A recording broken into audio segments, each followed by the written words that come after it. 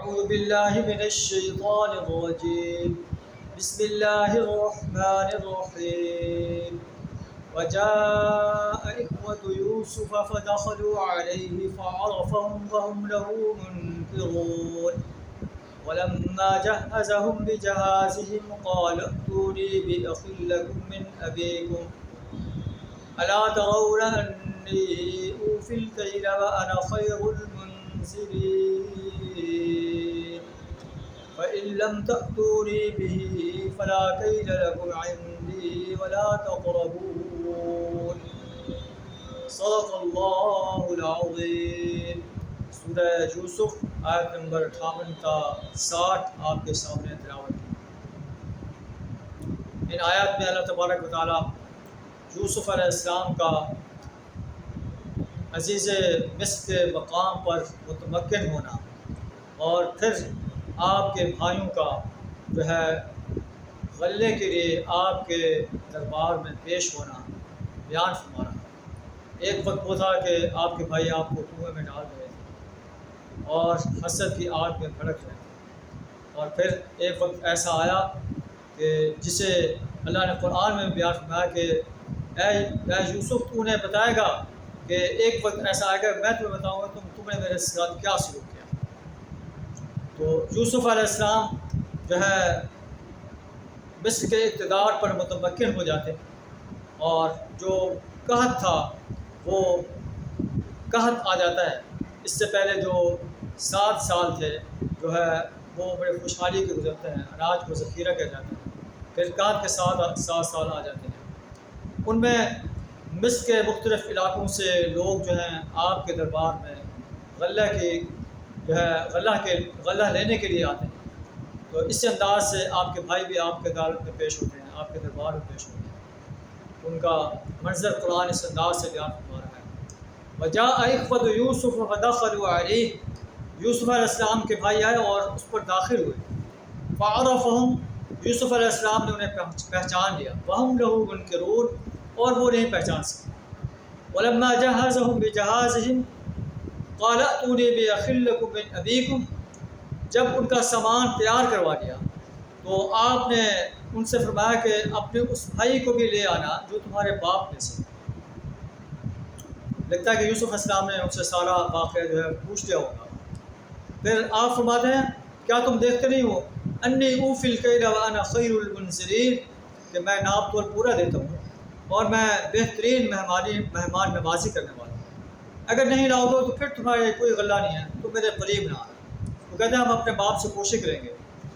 اور پھر اپنے جو ہے غلام ہیں، اپنے جو کارکن ہیں، انہیں کہتے ہیں کہ انہوں نے جو رقم پیش کی ہے اس غلے کے بدلے وہ انہیں واپس ان کے جو ہے سامان میں رکھ دو تاکہ یہ پہچان لیں جب یہ اپنے گھروں میں لوٹیں، اور ہو سکتا ہے کہ یہ واپس آ جائیں. فلما رجعوا الى ابیہم. جب وہ واپس اپنے باپ کی طرف لوٹتے ہیں اور باپ سے کہتے ہیں کہ ہم سے غلہ روک لیا گیا، آپ ہمارے بھائی کو ہمارے ساتھ بھیجیں تاکہ ہم جو ہے غلہ لے سکیں اور ہم اس کی حفاظت کریں.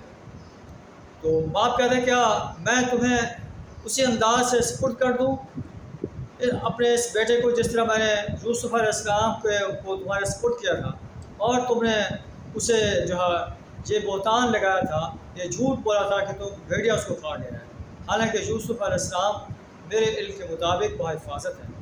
فاللہ خیر حافظا. اللہ حفاظت کرنے والا ہے بہترین. وہو ارحم الراحمین. اور وہ سب سے بڑا رحم کرنے والا ہے. انہیں اپنا سامان کھولا تو اپنا پیسہ جو انہوں نے جو ہے غلے کے بدلے دیا تھا، جو کچھ بھی دیا تھا وہ انہیں واپس موجود پایا. انہیں کہا اے ہمارا بدن اور ہم کیا طلب کرتے ہیں، ہماری جو پونجی تھی وہ بھی واپس کر دی گئی ہے. ہم جائیں گے جو ہے اپنے بھائی کی حفاظت کریں گے اور ایک اونٹ زیادہ لے کے آئیں. تو یوسف علیہ السلام کے والد ان سے پختہ عہد لیتے ہیں اور کہتے ہیں کہ تم مجھے پختہ عہد دو کہ تم اس کی حفاظت کرو گے، اللہ یہ کہ تمہارا گھیراؤ کر لیا جائے. اور پھر اپنے بیٹوں کو یہ نصیحت کرتے ہیں لا تدخلوا من باب واحد وادخلوا من ابواب متفرقہ. اے میرے بیٹو ایک دروازے سے داخل نہ ہونا تاکہ تم پر کوئی نظر نہ لگ جائے. متفرق اور دروازوں سے داخل ہونا اور میں اللہ سے تمہیں بچا نہیں سکتا، اللہ نے تمہاری ایک مصیبت لکھی ہے تو اس سے بچا نہیں سکتا، یہ میری ایک تدبیر ہے۔